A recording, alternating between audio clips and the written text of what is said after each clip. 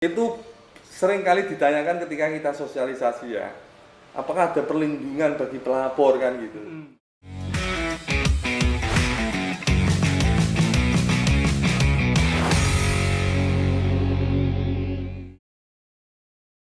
Mengawali tahun 2022 kali ini ya, kita punya refresh terbaru lah untuk podcast hari ini. Karena podcast kali ini kita akan menampilkan penanganan pelanggaran selama per minggu ke depan di hari Selasa tentunya.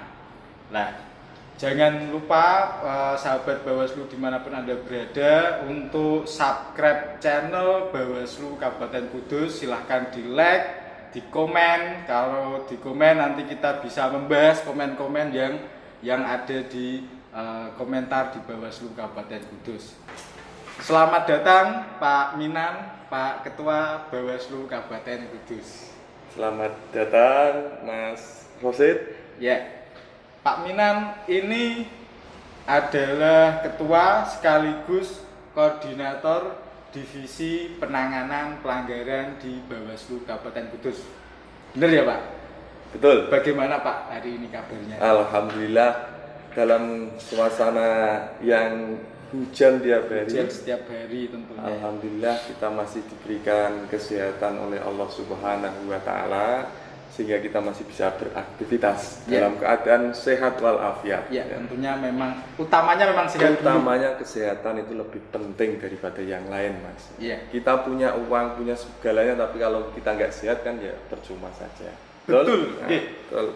Pak Minan. Siap. Pak Minan ini kan ketua. Sejak kapan Pak menjadi ketua di Bawaslu Kabupaten Kudus? Jadi sebelum saya di Bawaslu Kabupaten Kudus, belum menjadi ketua ini, saya menjadi ketua Panwaslu Kabupaten Kudus. Panwaslu dengan Bawaslu berbeda ya? Ya, berbeda nama tapi substansinya sama. Kalau Panwaslu itu kan panitia pengawas pemilu, ya kan? Ini sifatnya masih ad hoc. Itu tuh di tahun 2017. Waktu itu kalau Panwas itu anggotanya hanya 3. Tapi kalau Bawaslu anggotanya 5 kan gitu ya. Itu sudah menjadi ketua di saya Panwaslunya. Alhamdulillah di 2017 waktu menjadi Panwaslu sudah diamanahi teman-teman untuk menjadi ketua Panwaslu Kabupaten Kudus. Itu kemudian di tahun 2018 nyambung ada rekrutmen Bawaslu, Badan Pengawas Pemilu di Kabupaten Kudus sesuai amanat Undang-Undang 7 2017 itu kan kita akhirnya kan berlima. Jadi 2017 waktu itu jadi Panwas, saya menjadi ketua dan sekarang juga menjadi ketua Bawaslu Kabupaten Kudus plus menjadi koordinator penanganan pelanggaran di Kabupaten Kudus. Berarti mulai 2017 sampai sekarang ya Pak, sekarang, itu masih ya. jadi ketua di Panwas dan juga Bawaslu. Ya. Untuk di jenengan kan juga membidangi divisi penanganan pelanggaran Bawaslu Kabupaten Kudus. Ya. Lah itu pun sama Mas. Sama ya. Jadi dulu itu kan kalau orang bertiga itu memang divisinya kan penindakan pelanggaran, kemudian pengawasan dan SDM gitu kan. Kebetulan dulu saya juga membidangi di penindakan pelanggaran. Kalau sekarang namanya kan penanganan pelanggaran. Sebetulnya sama, cuma hanya beda nama saja. Oh iya. Iya. Regulasi yang mengatur. Betul. Oke, ini menarik sekali karena gini Pak Minan, mungkin masyarakat penanganan pelanggaran di Bawaslu atau divisi lain di Bawaslu ini seperti apa sih? Yeah. Seperti apa kinerjanya, seperti apa pola kerjanya atau bagaimana? Atau mungkin orang kalau melihat Bawaslu itu kan sebagaimana pengawas pemilu, sebagaimana pengawas pemilu yang mungkin hanya sekelejap mata ini hanya mengawasi pada waktu ada pemilihan atau mungkin pemilu. Kalau di penanganan pelanggaran Pak Ketua, penanganan pelanggaran ini seperti apa? Bisa diceritakan? Iya, terima kasih Mas Dula. Jadi pada prinsipnya penanganan pelanggaran itu kan kinerjanya jelas ya untuk menangani suatu pelanggaran dalam pemilu maupun pemilihan. Nah, jadi untuk bagaimana kita bisa melakukan penindakan atau penanganan pelanggaran ini kan sumber dari penanganan pelanggaran itu kan didapatkan dari dua sumber. Ya, yang pertama itu adalah laporan dari masyarakat dan yang kedua temuan dari pengawas pemilu itu sendiri. Baik pengawas itu di jajaran Bawaslu Kabupaten, Panwaslu Kecamatan, maupun pengawas desa maupun pengawas TPS. Nah, ini hasil dari pengawasan itu. Jadi berawal dari dua itu dulu, maka kemudian penanganan pelanggaran baru bisa dilaksanakan. Tapi sebelum itu kan ada salah satu yang menjadi kewajiban dari Bawaslu itu adalah ini melakukan pencegahan. Jadi melakukan pencegahan terhadap pelanggaran. Ketika pencegahan itu sudah dilakukan, akan tapi pencegahan masih terjadi, tidak artinya diabaikan, maka kemudian penanganan pelanggaranlah yang kemudian harus bertindak. Ya, seperti itu.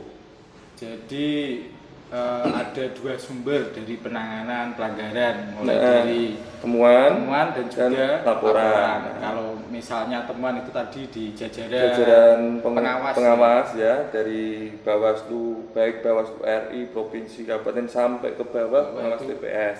Dinamakan itu temuan ya. Terus kemudian kalau laporan itu gini Mas, laporan itu didapatkan dari masyarakat. Masyarakat itu melaporkan kepada pengawas pemilu atau Bawaslu itu. Lah, laporan sendiri ini kan apabila masyarakat melihat sesuatu yang kemudian tidak sesuai dengan regulasi, tidak sesuai dengan aturan, ini kemudian mereka punya inisiatif untuk melaporkan. Di masa tahapan dari mulai tahapan itu kan ada tahapan verifikasi partai politik ya. Ada nanti tahapan kampanye. Biasanya yang lebih banyak ini pada masa tahapan kampanye itu kan. Nah, itu laporan masyarakat itu. Karena kebanyakan dalam tahapan-tahapan sebelum itu masyarakat ya dikira ya, saya kira mungkin pandangan masyarakat itu yang dinamakan adanya pemilu itu ya pada saat ketika sudah mulai kampanye, sudah mulai rame, ada banner-banner di pinggir jalan, ada calon. Nah, ini mungkin masyarakat pahamnya seperti itu, padahal sebelumnya itu kan prosesnya banyak. Ada verifikasi partai politik, kemudian nanti ada pemutakhiran data pemilih. Nah, data pemilih sendiri kan juga berpotensi beberapa dugaan pelanggaran, misalkan ada anak yang usianya belum 17 tahun sudah dimasukkan, ada yang polisi atau TNI itu masuk, ini kan bagian yang tidak memiliki hak pilih, polisi dan TNI itulah, itu salah satu contohnya itu. Jadi penanganan pelanggaran itu tidak hanya bekerja pada saat tahapan kampanye saja, itu penanganan pelanggarannya ya Pak. Ya. Untuk yang laporan itu kan dari masyarakat. Mungkin ada kriteria khusus Pak untuk yang melaporkan atau bagaimana? Jadi tidak semua orang bisa melaporkan ya Mas. Karena gini, di aturan di Perbawaslu itu, peraturan Bawaslu itu bahwa yang bisa melaporkan ini WNI, warga negara Indonesia yang memiliki hak pilih pada pemilihan setempat. Artinya pemilihan setempat itu kalau di Kabupaten Kudus berarti mereka yang berhak melaporkan. Di warga masyarakat Kudus boleh melaporkan di Bawaslu Kabupaten Kudus. Misalkan Bawaslu Kabupaten Kudus, kemudian ada yang laporan dari kabupaten lain, ini secara aturan tidak diperbolehkan. Itu nanti masuknya pada informasi awal yang mungkin nanti kita bahas lain waktu kan itu. Kita fokus di laporan. Jadi WNI, warga negara Indonesia yang memiliki hak pilih pada pemilihan setempat. Itu kalau pemilihan. Kalau pemilihan sama enggak kalau dengan pemilu juga sama. Pemilu juga sama. Jadi ini perlu dibedakan ya, nanti ada pemilu dan pemilihan. Kalau pemilu itu adalah pemilihan umum, memilih presiden, wakil presiden, dan pemilihan legislatif dan DPD. Nah, kalau pemilihan itu memilih gubernur, wakil gubernur, bupati dan wakil bupati. Kalau dulu itu serta pilkada. Pilkada. Pemilihan kepala daerah. Itu tadi kan untuk pemilihan ya. di setempat ya kan, warga sekitar Kudus atau warga Kudus lah yang punya hak pilih itu bisa melaporkan terkait dengan dugaan pelanggaran. Namun ketika di luar Kudus, daerah Kudus ini kan tidak memenuhi syarat untuk melaporkan. Itu kalau pemilihan atau pilkada ya, Pak. Kalau pilkada jelas warga negara Indonesia yang milih hak pilih di tempat pemilihan. Tapi kalau pemilu, kalau pemilu ini aturannya berbeda, Mas. Di Perbawaslunya juga sudah berbeda ya. Kalau untuk aturan pemilu itu warga negara yang memiliki hak pilih hanya itu saja. Karena apa? Karena pemilu sifatnya pemilihan presiden ini kan umum, Pak. Karena ya umum. Warga manapun kan memilih gitu. Ya, betul. Jadi ada perbedaan ya. WNI yang memiliki hak pilih pada pemilihan setempat untuk pilkada, pemilihan atau pilkada, pemilihan, dan WNI yang memiliki hak pilih pada pemilu. Anak-anak bisa nggak melaporkan? Nggak bisa. Anak-anak di bawah usia 17 tahun atau mereka belum pernah nikah, ini kan nggak bisa. Intinya belum punya hak pilih. Intinya belum punya hak pilih. Selain itu Pak Minan. Selain itu peserta pemilu atau peserta pemilihan. Ya kan? Yang ketiga adalah pemantau pemilu. Peserta pemilu itu kan kalau peserta pemilu ada partai politik, ada calon. Nah, ini bisa melaporkan. Pemantau pemilu kan otomatis mereka yang mendaftar menjadi pemantau pemilu. Karena tidak semua orang, saya menjadi pemantau pemilu, buktinya apa? Kalau tidak ada sertifikat atau surat atau apa yang dikeluarkan dari KPU maupun dari Bawaslu itu. Iya. Ya. Itu syarat 3, wajib itu. Salah satu itu yang bisa melaporkan. Orang edan nggak bisa, orang gila melaporkan. Namun ketika Pak Minan ada anak kecil yang memang di situ melihat atau mungkin gimana ya, ibaratnya ada dugaan pelanggaran. Terus dia bukan anak kecil lah, ibaratnya orang yang baru ABG SMA kelas pertama gitu kan. Itu gimana kalau dia punya penglihatan adanya dugaan pelanggaran. Terus kemudian dia tidak termasuk dalam kategori syarat pelapor. Menjadi pelapor. Ini bagaimana dari pihak Bawaslu? Itu gini Mas, jadi kan di amanat undang-undang itu kan Bawaslu memiliki kewajiban untuk mengembangkan pengawasan partisipatif. Nah itu masuknya di sana, jadi itu bisa disampaikan kepada Bawaslu menjadi bagian dari pengawas partisipatif, pengawas yang memang peduli dengan pelaksanaan demokrasi itu. Walaupun dia tidak mempunyai hak pilih. Tapi dia kan nggak menjadi pelapor. Dia hanya memberikan informasi atas adanya dugaan pelanggaran itu, karena kan Bawaslu sering ya, Bawaslu itu kan melaksanakan kegiatan kutu kampus, kutu school itu kan ini salah satunya memberikan edukasi kepada anak-anak muda ketika melihat seperti ini, oh ini pelanggaran, ini tidak boleh, maka apa yang harus saya lakukan? Oh saya harus laporan ke Bawaslu atau sebagai informasi saja. Informasi, iya. Itu adanya salah satu keuntungan kita memiliki pengawas partisipatif kan itu. Iya. Ya. Mata lah. Mata Bawaslu kan di mana-mana. Silakan diminum dulu Pak Minan. Terima kasih. Untuk biar santai. Bismillahirrahmanirrahim. Loh, Mas John, gak minum? Sampun. Oh, sampun. Oke. Itu ada Mas John. Operator kita ya. Pak Minan, kalau sudah ada syarat laporan untuk diterima di Bawaslu, sekarang apa yang dibawa pelapor ketika mau melaporkan ke Bawaslu Kabupaten Kudus terkait dugaan pelanggaran? Yang jelas, jadi ketika ada pelapor atau orang yang mau melaporkan, yang pertama dia harus mengisi form laporan itu wajib Mas, sebagai tanda bukti bahwa dia mengisi laporan. Nah, kita bisa bocorkan sedikit Pak untuk isian di situ apa saja?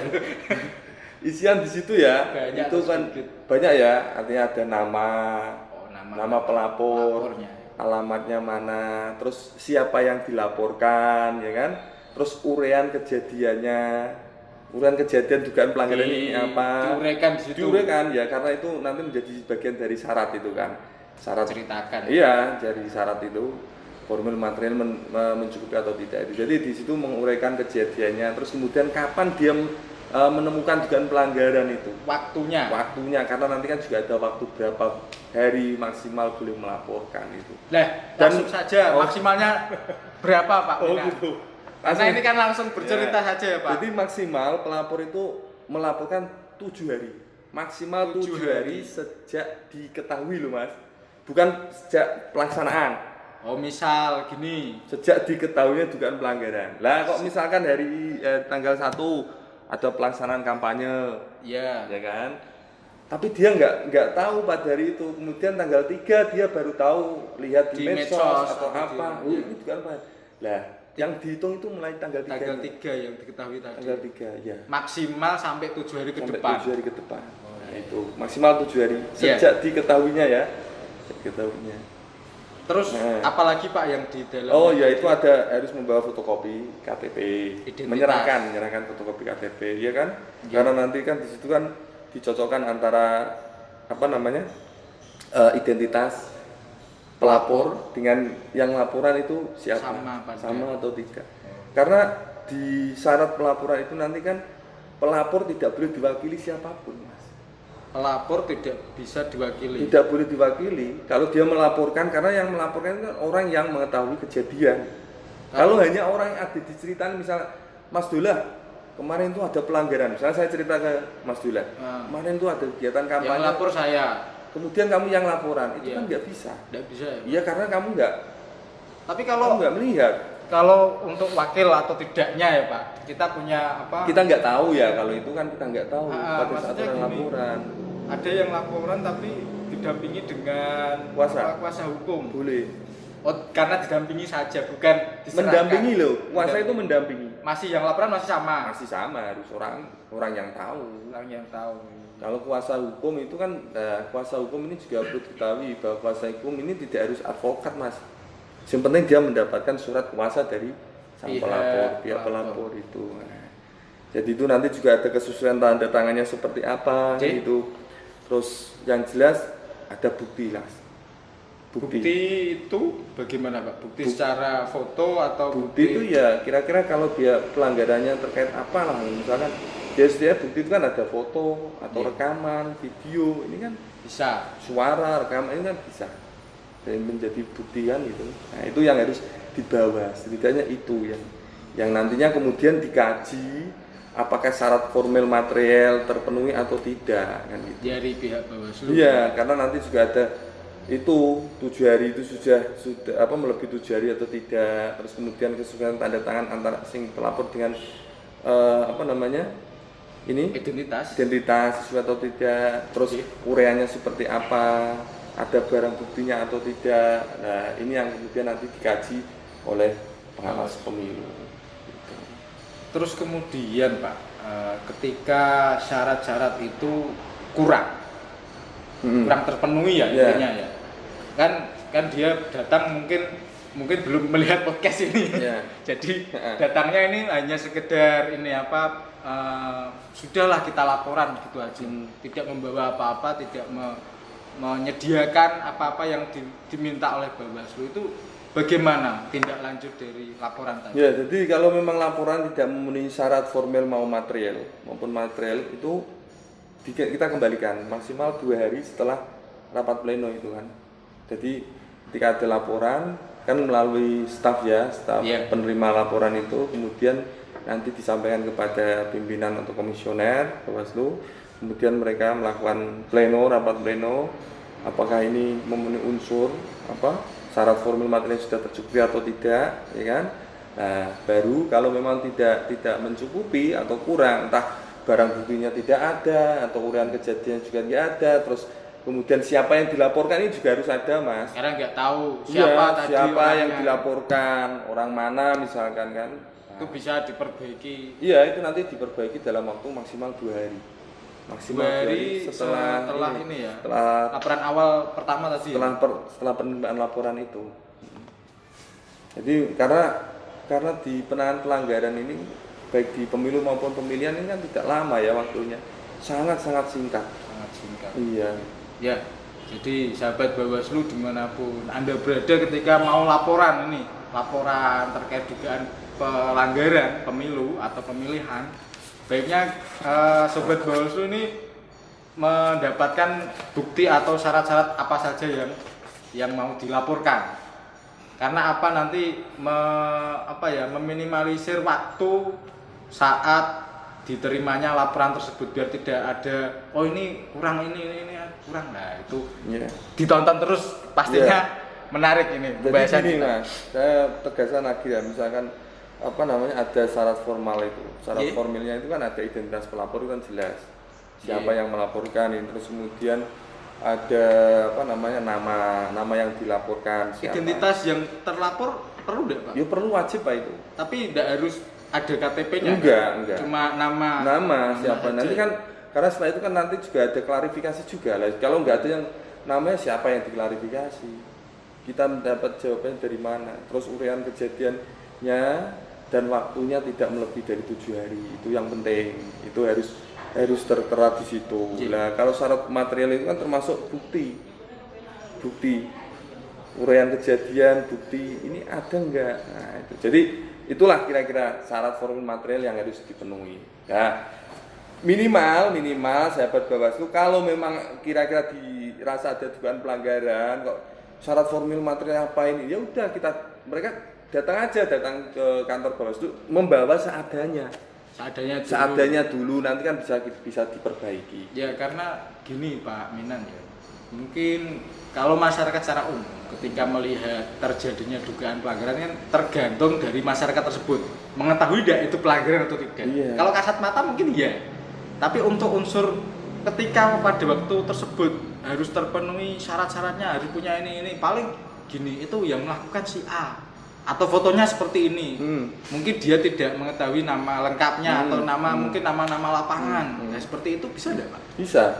Itu kan nanti juga ada istilahnya kalau di pemilu kan ada investigasi juga kan sebelum ke ini ya jadi laporan diterima itu ya, Pak. Jadi untuk setelah laporan tapi dia nggak tahu ini orang mana itu kan bisa Mas gini, setidaknya misalkan di salah satu kampanye terbuka, itu kan banyak orang lah, itu kan yang bertanggung jawab itu adalah penyelenggara kampanye kan, panitia kan mungkin bisa kita undang dulu panitianya, kita klarifikasi, tahu nggak orang ini ya, seperti itu langkah-langkah itu yang jadi entah tahu atau tidak orangnya ya itu nanti tugas dari kami kan gitu. Itu biasanya masyarakat kan hanya sekedar mengetahui terjadinya dugaan dulu ya Pak, dugaan dulu ada keterlibatan anak kecil di situ. Dia nggak tahu anak kecilnya siapa, ibunya siapa, yang melibatkan siapa. Betul. Kan berarti tidak tahu dia melaporkan siapa ini. Cuma hanya sekedar baik foto atau mungkin rekaman seperti itu. Itu berarti kita si pelapor ini tidak apa-apa ya untuk memberitahu ini ada seperti ini gimana. Yang penting jelas ada yang dilaporkan siapa. Bisa juga kan misalkan kalau nggak tahu terus kemudian dia mengambil ini pelaksana kampanye kan bisa panitianya yang dilaporkan karena telah melibatkan, biasanya kan gitu. Bisa jadi melibatkan anak di bawah umur atau kampanyenya partai apa kan. Itu Mas. Ya. Untuk laporan sampai persyaratan untuk membuat laporan, terus kemudian nanti gini, ada yang menarik. Si pelapor ketika laporan ini apakah identitasnya ini terjaga apa enggak? Karena mungkin gini ya Pak, mungkin masyarakat takut untuk mungkin melapor. Ketika melapor ini yang laporan siapa, si A, kita kan tidak tahu kejadian di luar nanti seperti apa. Ketika laporan si A ini melibatkan si B lah, si B ini siapa nih yang laporan ya lah, itu mungkin jadi momok besar bagi semua pelapor. Itu sering kali ditanyakan ketika kita sosialisasi ya, apakah ada perlindungan bagi pelapor kan gitu. Nah, secara ketentuan di kami di Perbawaslu maupun undang-undang pemilu itu kan memang tidak ada ya, tidak menjamin kemudian cuman ya gini, bahwa pelapor itu kan haknya dilindungi oleh negara. Kalau Bawaslu tidak bisa menjaga. Kalau menjaga nama tetap kita simpan kan gitu. Siapa yang laporan kan, cuman cara melindungi hak dia sebagai pelapor itu kan undang-undang sudah menjamin keselamatan. Undang-undang kan negara sudah menjamin keselamatan warganya. Jadi ya kalau memang nanti terjadi apapun, misalkan sampai intimidasi atau apa, ini kan bisa nanti masuk ke ranah hukum lainnya. Iya, hukum lainnya dalam artian entah kepolisian nanti siapa yang menangani. Jadi alhamdulillah selama ini sih dimanapun ya yang saya tahu di Jawa Tengah itu tidak terus kemudian yang laporan ini kemudian diburu dan sebagainya itu enggak, karena gini Mas, saya kira masyarakat kita itu kan sudah cerdas ya, tidak terus kemudian memain hakim sendiri itu kan tidak, karena negara kita adalah negara hukum itu ya, mungkin ketakutan sebagian lah Pak. Iya, memang ada lah. Itu solusinya gini, solusi dari kami ya, kalau memang ada seperti itu kok dia takut, ya udahlah itu dijadikan informasi awal nanti, informasi yang harus diberikan kepada Bawaslu. Tapi nanti aja kita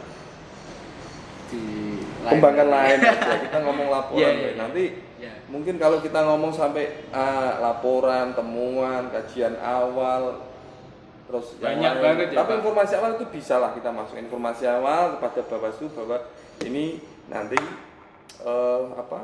kita tidak lanjuti. Dan perlu disampaikan juga Mas Dula, mungkin kalau Mas Dula lupa ya, kamu sebagai host tapi mungkin lupa menanya saya, laporannya kemana?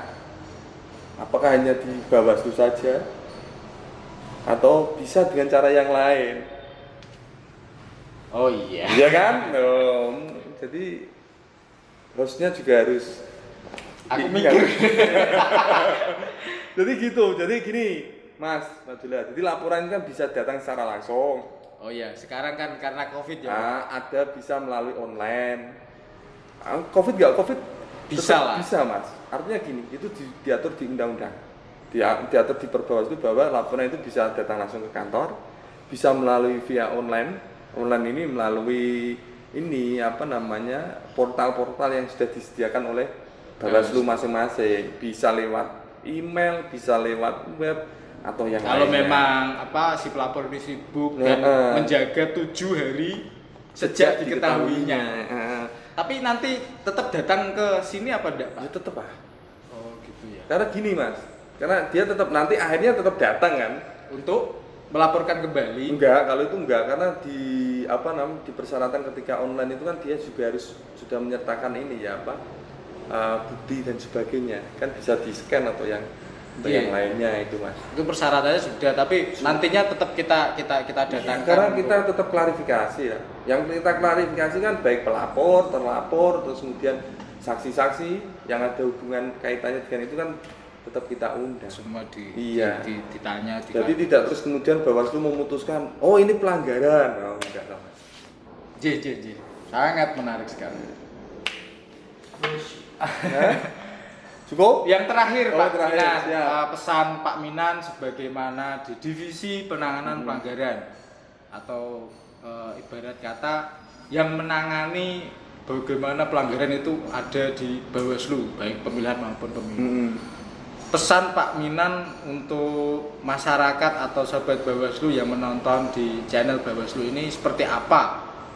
Pelapor silakan untuk melapor atau bagaimana, silakan. Oh iya, silakan semuanya melapor karena itu harapan kami itu dengan adanya laporan, banyaknya laporan dari masyarakat, ini menunjukkan bahwa antusias masyarakat terhadap pelaksanaan demokrasi yang ada di Kabupaten Kudus ini mempunyai rasa memiliki gitu Mas. Jadi tidak sulit Pak?